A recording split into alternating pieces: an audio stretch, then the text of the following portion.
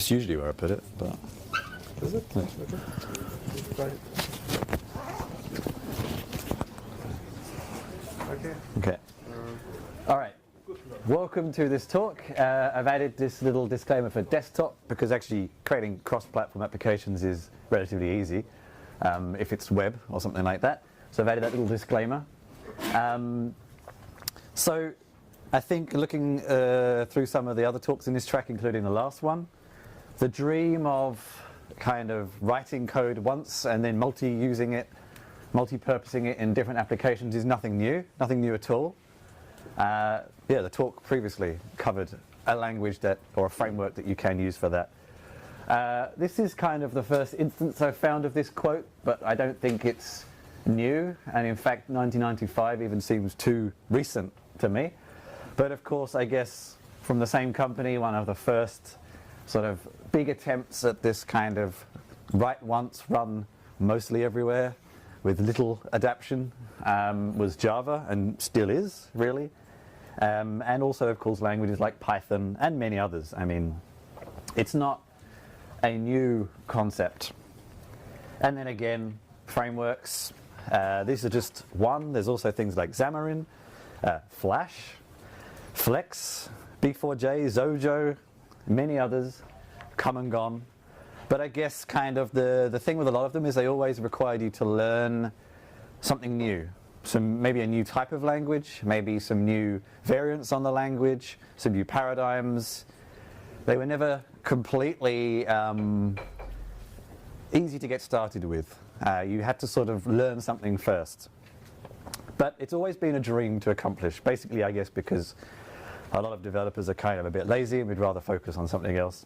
And kind of, I guess, where I sort of start this a little bit is Electron to me. I'll explain what it is soon, but you probably know already.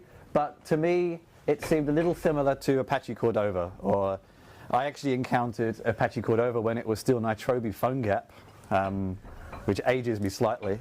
And it was the same principle. Write HTML, JavaScript, run it on multiple platforms in the same sort of way. Have like some native wrappers that fill in the missing pieces, and the code that you write once can run on multiple platforms. It still is a similar principle, although on mobile, starting to become less relevant actually, but it's kind of a similar principle, and I would probably argue it was an inspiration for Electron as well, I guess, because it does a very similar thing. So, enter Electron. What is Electron? I've alluded to already. It's a framework for writing JavaScript, CSS, HTML if you need it, to make cross-platform desktop applications. It has some other similar rivals, in inverted commas, like NJWS, but for some reason, Electron has just sort of become much more popular and much more widespread. It could be because it's created by GitHub, and lots of people know GitHub. It could be the people who decided to use it. It could be that the level of integration with the native platforms is better. I'm not really sure. I'm not going to cast any kind of judgment on that.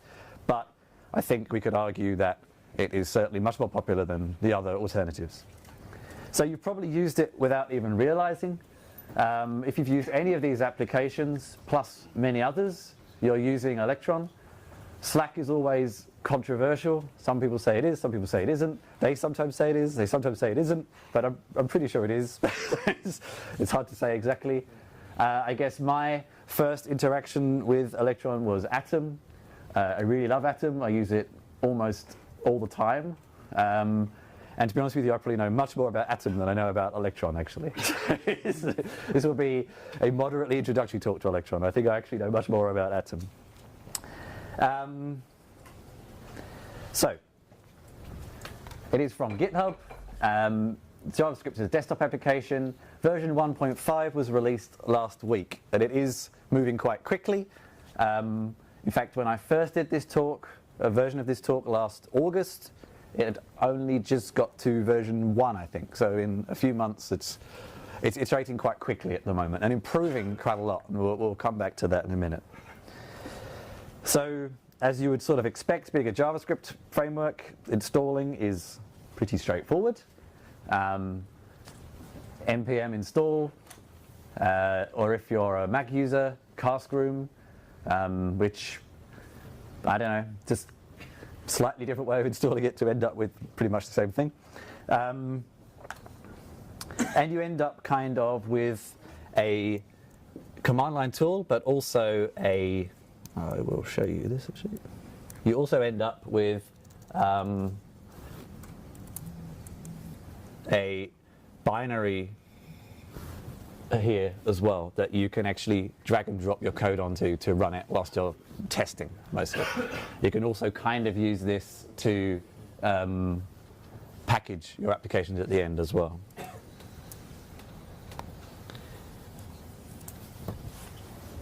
And much as it's a cross-platform tool, then actually most of the options are applicable to every platform that you develop on as well. So that's kind of what happens when you open it. So this screenshot is slightly out of date. And then if you're a CLI user, it's pretty much what you'd expect. Just run the command. I'll show you a demo application, and then I'm going to kind of show what it does.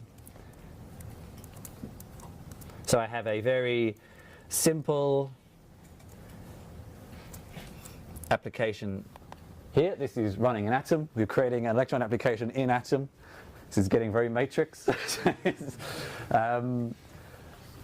So it comprises a couple of basic different things. A package JSON file with dependencies. Unsurprisingly, one of the main dependencies is Electron. A main JavaScript file that contains your code, and then kind of where all the magic happens in this app folder. So I'm just going to run this first, and we'll see what it does. It's very, very interesting. A Wi-Fi allowing. There we go. It loads the Marvel Comics API, which is a terrible API to use, but really fun to demonstrate. And actually, if I didn't have Do Not Disturb on, you'll also see that I got a notification as well. So I got a system notification as well when everything loaded. This is a web application, but as far as we can see, actually I have left developer tools on. So you can see it is effectively just Chrome-ish application there. And that's pretty much it. Nothing particularly interesting in this application. We also have the default icon, can't quite see, but down here.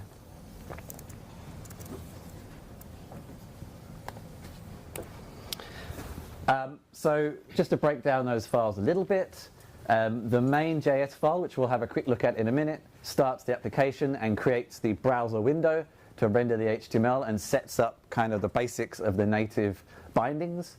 And the index.html is the web page that is rendered by default. So the main file is probably the most interesting one, requiring setting up the application window and the browser, loading the default file. I haven't really changed anything from the default application that you create here. You can see there's a little bit of custom code for macOS because when you close the final window in a Mac application, you want to quit the application. I mean, you could actually uncomment that, but the whole point is making it feel as native as possible on each platform. But really, that's the only platform-specific thing there.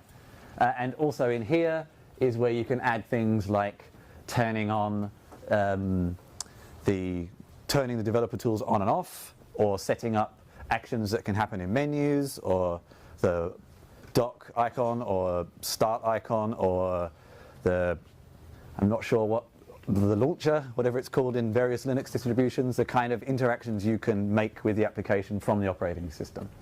And that's pretty much it. If you've done any JavaScript, it's all pretty simple so far. And this is kind of almost a disappointing thing with an Electron talk, is it's actually really simple. There's not actually much to it. It's just JavaScript once you get past that file. So, yeah.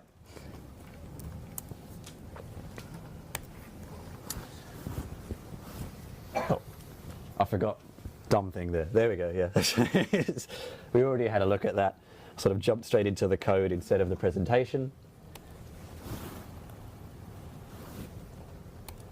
So, great.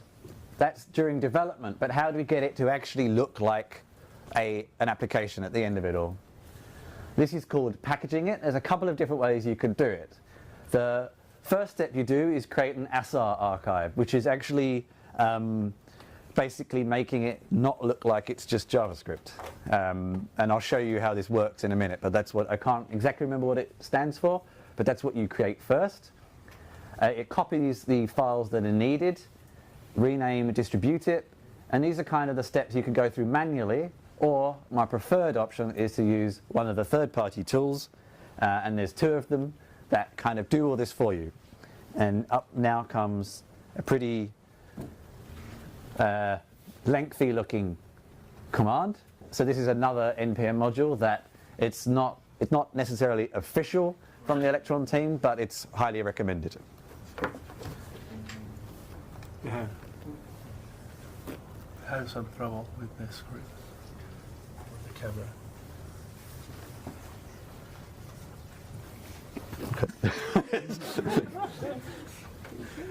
Now it's got worse. Oh, there we go, right. Okay.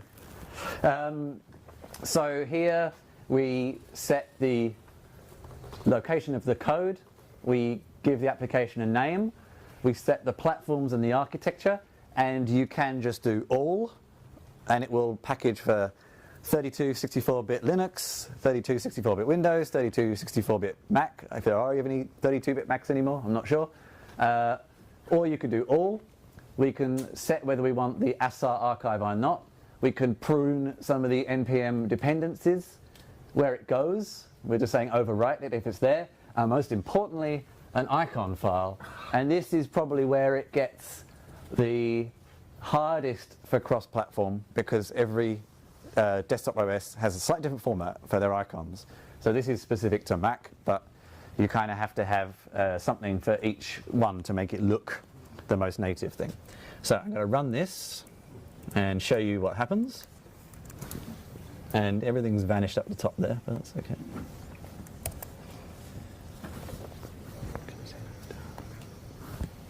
Okay, so fortunately I have auto-completing there. Don't have to type that all again. Hopefully this is going to be fine. It takes a little bit of time, not too long.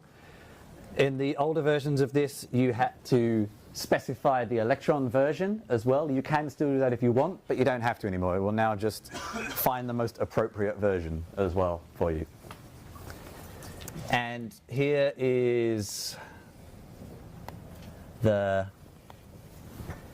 final output there. Looks pretty authentic. I am using copyrighted material here. Shh. And again, it will look kind of the same. There was a notification again, which is you can't actually see because everything seems to have gone up the top. But you can't see my menu bar, but now all I have is a quit option. So maybe let's just try that one more time.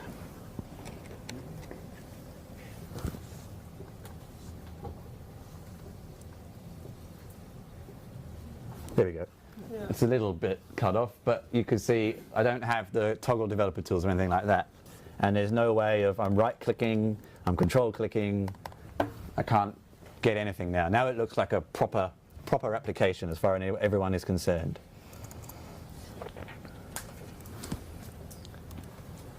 So, what are some of the things you can do?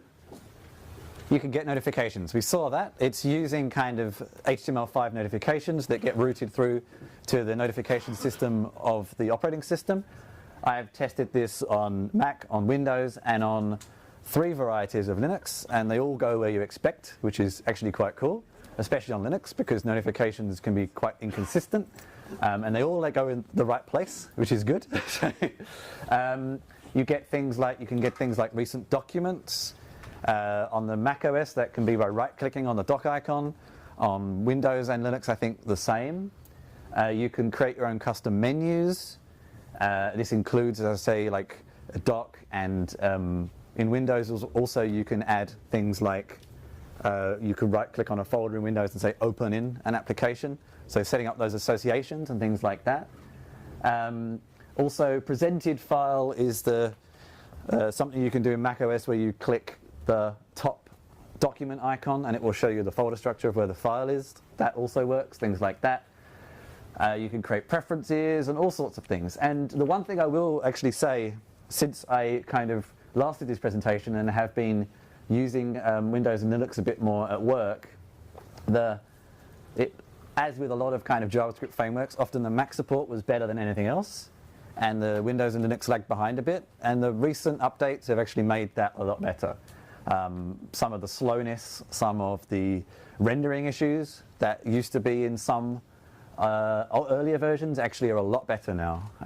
So they've been focusing a lot more on making it truly cross-platform, not cross-platform, but better on one. So that's quite nice. Negatives. Okay, application size is 1. I'm actually going to show you something interesting here. So, and you can do equivalent on every other operating system. You can see for a relatively simple application, 110 megabytes. If I crack that open, most of it is, where is it?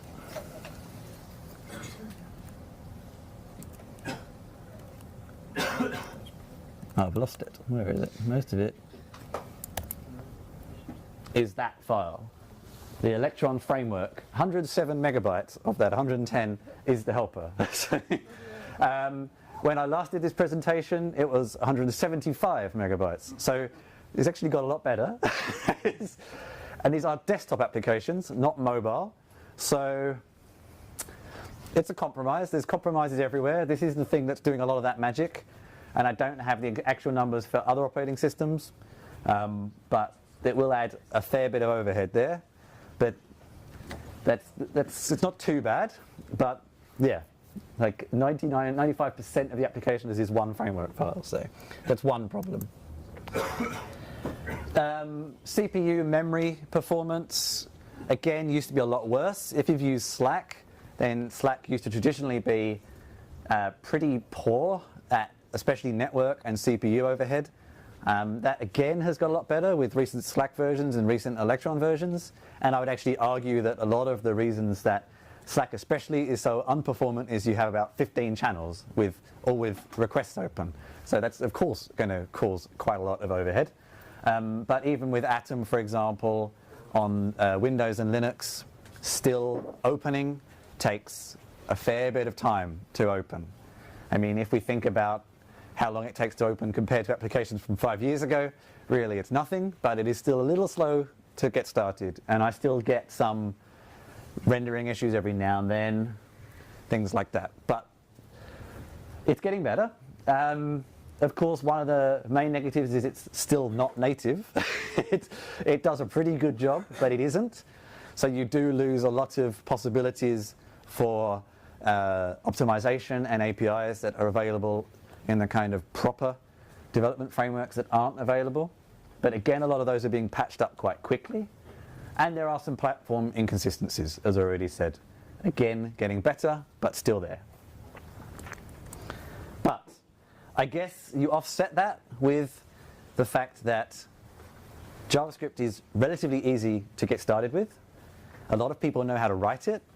And you can effectively write some reasonably complicated applications. Like, for example, Nilas, the mail application, is a fully featured email client.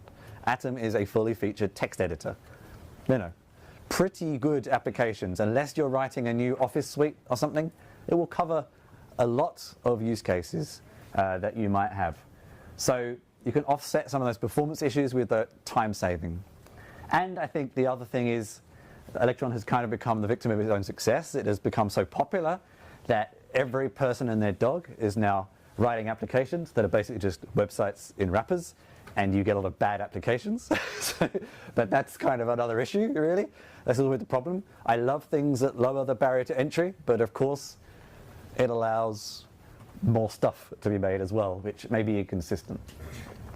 I suggest you give it a go. Some of the getting started guides are a little hard to follow, I would say. I'm a documentation person, so it's kind of the thing I always keep an eye out for. But give it a go, and you can make applications for everybody relatively easily. That's me. It's actually slightly out of date. I'm actually a technical writer for a company in Berlin, and if you're interested in documentation, I'm doing another talk at 4:20, so very soon, on automating documentation. No one likes to write it. How can you get more of it to be written for you? And if you like my chinchillas, you can go to my website and buy t-shirts, or you can download the SVGs and do what you like with them. But thanks very much. Any questions? I have a few. Okay. Does it support PHP in any way? Generating HTML with PHP? Not. Question, please. Oh, sorry. So the question was, can you use PHP or, I guess, other languages behind the scenes to kind of generate? I mean, I would say, in theory, yes. Yeah. But the main process is still a node process. Okay. And you would have to somehow figure out how to bundle those dependencies as well. Okay. That would probably be the main. So that one big file you were talking about, it would also then include the PHP part? Yeah, and I don't know how that would, the user would end up having a lot of running processes that they're not necessarily aware of as well. Yeah, that's the only thing to bear in mind. Okay. It's an interesting idea. I kind of know why you'd want to do it, but yeah. Like web development without PHP sounds kind of alien to me, but... Yeah, Node does a lot. Yeah. Okay. Sorry. I think the guy at the back was just there slightly earlier. Yes, you showed a framework file, which was quite big. Yeah. Is there a possibility to use this in a generic way, so multiple applications can Yep. use the same framework file? So the question was, with the framework, can more than one application use it, or can you customize it in some way? Multiple applications accessing it, I'm not 100% sure. It probably depends on the operating system. But for example, the Slack application, which is at least based around Electron, isn't as big, and it's reasonably complicated. So, okay. It used to be smaller last time I looked. I don't know, it used to be smaller last time I looked, but still that is smaller than it could be. So I think, and if you crack that open, it's slightly different inside. So they've done something to streamline it a bit. So, yeah. Ways to install this. Yeah, I think you could probably strip out the bits of the framework you're not using and things like that. Yeah, yeah. Yeah. Yeah, I've done a lot of work with PhoneGap. Yeah. And one of the things about that is generally when you run a PhoneGap app, you can't really make a web deployable version of what you're working on. It is a PhoneGap app, and that's what it is. Is Electron kind of like that in the same way, or can you write, say like your main.js, Yeah. can you make that like, can you make Electron like a progressive enhancement? Okay. So the code base is kind of... Yeah. I'm going to say yes and no, because based on examples I've seen. So for example, so the question was around like progressive application development. Can I make a website version that is basically the same as a desktop version, etc.? Whereas with PhoneGap, you couldn't really do that. So for example, if you look at Slack in the browser and Slack on the desktop, it looks pretty much the same. But I have hung around I wondered the same thing with Atom. I thought, hey, could you make Atom on the web? And the forum post there said no. So, so it depends what you're doing. But that's the point, it depends what you're doing. So Yeah. if you're doing file system access and Yeah. like that, browsers won't give you Yeah. So in theory, yes. Because I'm pretty sure Slack is basically the same. There's a few extra preferences you get in the desktop, and they do vary per platform, like what you want to do and things like that. But I would pretty strongly say yes, and that's kind of the point of it as well. Second question. Okay, and then over here, yeah. The size of the bundle, Yeah. is that largely due to the fact that each time every package, Electron package you install, it's a separate version of Chromium that is getting installed? Yeah. And is that a version number that you're you're like aware of. So one of the attractions for Electron to me is that I can say, okay, I know exactly what the browser target is. Whereas on the web, I don't get that. I have no idea Yeah. what user is going to get used. Yeah. So the question was, can you specify the Chrome version? Because actually then effectively you have more control than you do on the web. Again, I haven't tried it, but I have seen discussions around that, and I don't see why you couldn't. I think would be my encouraging answer to go and look. Yep.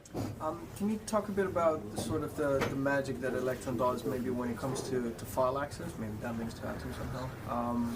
I know one of the weird things we were trying to get around with was sort of exposing files and sort of interfaces to the app from the native part. So we had different solutions, but maybe like Electron can access Yeah. files. So the question was about file access, and so as far as I'm aware, because using Atom, for example, I have not noticed any restrictions. I get recent documents system-wide. I can access all the things I would expect to have in my Mac OS that I can do with native applications, I can do. So for whatever magic is happening, it's giving me full access. How exactly that works, I'm not 100% sure, but you do get full access. Yeah. Say it again, sorry? Probably through not native models. Through not native models? Yes. Yeah. You can have access to native libraries through. Ah, okay. So you're saying certain system-wide libraries? Yeah. Okay. Maybe because you can, for example, services, which is a sort of Mac system library, you can access. So some you can, some you can't. And it's probably just because no one's written the bindings yet. Not because it's impossible, I would hazard a guess, but yeah. Okay. Can you execute system commands from the application? Yeah, oh well. So the question was, can you execute system commands? I'm going to say yes, because in Atom you can. So in Atom you can actually edit the init script to execute system commands. So I've done it, it's possible. yeah, so I would say yes. And another question, yeah? Yes. Oh, yeah. You said in the beginning that the code versions evolve quite quickly. Yeah. How does that affect your existing code? Is like a port from 1.3 to 1.4, is that going to break your code by definition, or is everything guaranteed to still work in the next version? So the question was about breaking changes between versions. I'm not 100% sure about breaking changes, but for example, I think 1.3, 1.4, for example, fixed a lot of problems with rendering on high-resolution screens. So it's often, they seem to be mostly introducing new features that you have to take advantage of, as opposed to breaking old ones, probably because it's still quite new. But I'm sure at some point they will start breaking things. So, at the moment, I think it's mostly just improving, and probably not taking much out. But I'm sure at some point something will start breaking. But again, it's npm, so you can specify the version. So maybe time for one more. Yep. I was wondering about any security issues that could be exposed. Did you, for example, in the web, we have always the danger of accessor attacks injecting scripting in the website. Yeah. As this library can access all the files in your system, but there is any measures to mitigate that, like restricting the connection that. So the question was about security. To be honest with you, I don't have an answer. I feel like that would be a very obvious question everyone would have had. So I feel like there's some kind of sandboxing going on.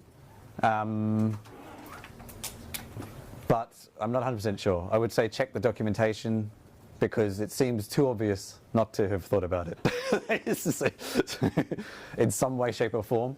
Although it's probably going to still be a little less secure than, badly coded applications are still going to, no matter native or not. But yeah, I'm not 100% sure. But I mean, probably the most dangerous thing immediately is just taking over your system a bit from performance. But I would say check the documentation. I'm pretty sure there's going to be something covering that. But thanks very much. As I say,